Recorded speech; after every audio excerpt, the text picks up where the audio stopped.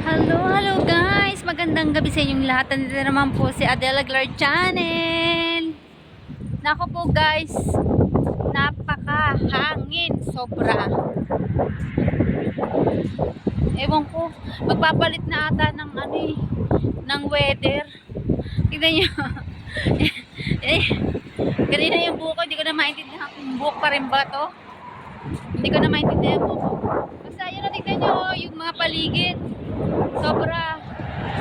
Ang mga puno, kakaiba. Ayan o. Nakikita nyo? Kahit nga ako tinatangay eh. Para akong lasing. Grabe, ang lakas. Lalo na pagka natutulog ako sa gabi. Kagabi pa to eh. So, dalawang gabi na siya. Hindi lang, mailang araw na to. Ibig sabihin ng ganito eh, papalit na sila ng weather.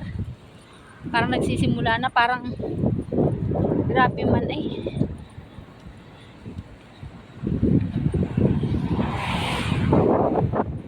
Ayan.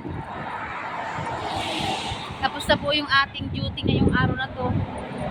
Eh tayo po eh uuwi na. Ayan, lakas ng Ayan, nandito ako sa police station. Ayan. Ay nako. Buhay OFW!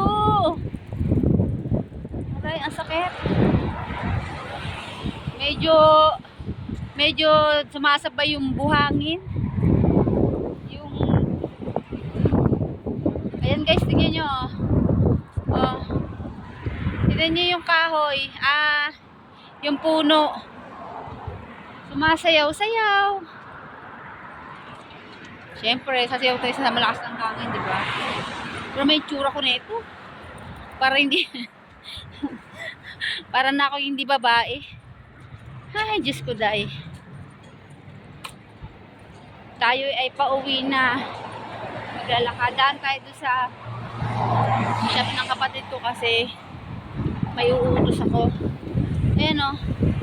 Ayan. Kita nyo? Sumasabay yung alikabok.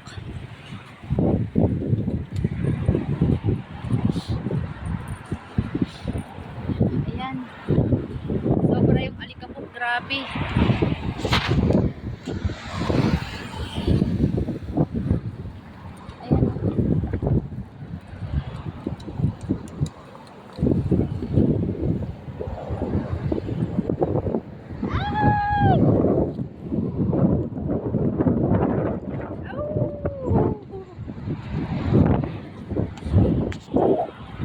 Sa gilid lang ako guys, dumadaan sa gilid lang. Kasi delikado yung kasi minsan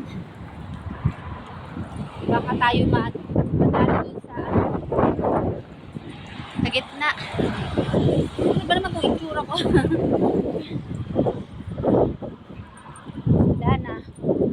Para na akong ni-rape. Buing guys, so tignan nyo yung ayan o. Parang buhawi ata yan. Ayan, parating na! Yahoo! Natuwa pa ang gaga eh, no? Ay, Diyos ko. O, ayan o, nakita nyo? Lakas ng yung mga basura, ayan.